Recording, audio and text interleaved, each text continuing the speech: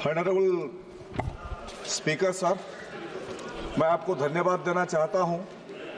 पहली बार star question के जरिए मुझे मौका मिला लोकसभा में प्रश्न पूछने के लिए। मेरा जो सवाल था और जिसमें ऑनरेबल मिनिस्टर का उत्तर आया है, मैं ये बताना चाहता हूं ऑनरेबल मिनिस्टर जी को कि एक समय था जो पुराने पद्धति का चिकित्सा, जो हम धन्वंतरी जी को भगवान मानते थे, दुनिया के सबसे बड़े चिकित्सक के डॉक्टर के नाम पे हम जानते हैं उनको, और आयुर्वेदिक का जो पुरातन चिकित्सा पद्धति था वो गंधमार्दन, जिस क्षेत्र से मैं आया हूँ, गंधमार्दन मतलब भी हम सब जानते हैं।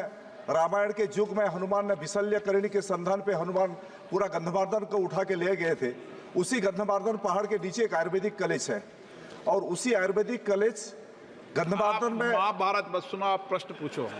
जी हाँ, वहाँ 2000 ये जो रिपोर्ट्स में आया है, महाभारत सुनाने का किस्सा जहाँ चलता आज के यहाँ। बोटानिकल सर्वे ऑफ इंडिया का रिपोर्ट था सर, उसमें 2000 से ज्यादा बोटानिकल प्लांट्स नर्स उस गंधमार्दन में मौजूद है। उसमें 222 जो कि दुर्लभ वनौषधि के नाम पे जाने जाते हैं, उसका सर्वे ठीक ढंग से नहीं हुआ। उसका एक सर्वे कराना और उस मेडिकल कॉलेज को केंद्र सरकार का अधीन में अगर लिया जाएगा, मेरा प्रस्ताव है, और उस कमेटी वाले भी अपने हिसाब से लिख के दिए हैं।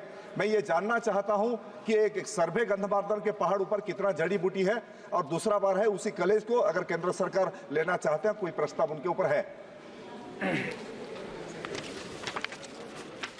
अध्यक्ष महोदय, सम्माननीय सदस्य ने जो यहाँ पर प्रश्न उपस्थित किया, जो गंधमार्दन पहाड़ियों पे उन्होंने बताया कि 2200 कुछ वन औषधियों के पौधे या झाड़ वहाँ पर है, लेकिन भारतीय वनस्पति सर्वेक्षण BSI के प्राप्त जानकारी के अनुसार 2009 के दौरान ओडिशा के बारगढ़ के मंदगर्दन पहाड़ियों में कुल 912 पौधों की प्रजातियां पाई गई, जिसमें से 345 प्रजातियां औषधीय पौधों के रूप में वर्गीकृत था। और राज्य सरकार से प्राप्त जानकारी के अनुसार गंधमार्दन पहाड़ियों में सिर्फ 220 औषधीय पौधे हैं। मैं उसको नहीं पढ़ रहा, मैं दूसरे पढ़ रहा हूँ उनको। तो अध्यक्ष महोदय, उनका जो प्रश्न यहाँ पर था तो उसका संरक्षण किया गया है, और उनकी जो वनस्पति है उनके संरक्षण के लिए भी आयुष मंत्रालय से निधि आवंटित किया जाता है।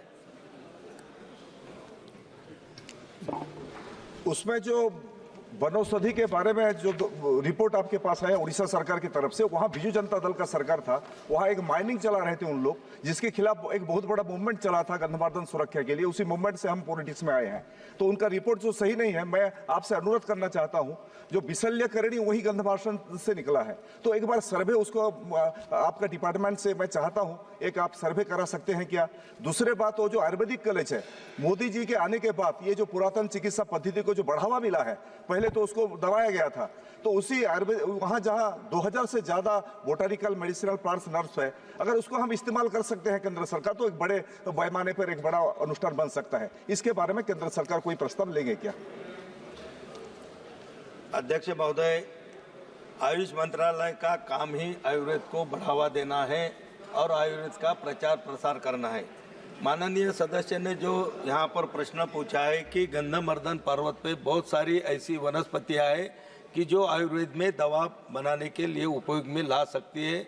जो पहले का सर्वे था, उनका कहना है कि वो सर्वे थोड़ा ठीक नहीं हुआ था, दोबारा उसका सर्वे किया जाए तो निश्चित रूप से हम उसका दोबारा सर्वे करने के लिए भी हम वहाँ पर PSI को निर्देश देंगे, और निश्चित रूप से जितनी भी वहाँ पर वन औषधियों के पौधे वहाँ मिलते हैं उसकी संरक्षण करने के लिए हम वहाँ पर कोशिश करेंगे। उन्होंने जो SSN विद्यालय के बारे में बताया कि उसको सरकार को अधिकृत करने का प्रस्ताव, उन्होंने कहा है कि ऐसा कोई प्रस्ताव हमारे मंत्रालय की तरफ आया नहीं। और इन्होंने जो जैविक विविध बोर्ड के बारे में बताया, निश्चित उसके माध्यम से भी इसका पूरा सर्वे किया जाएगा।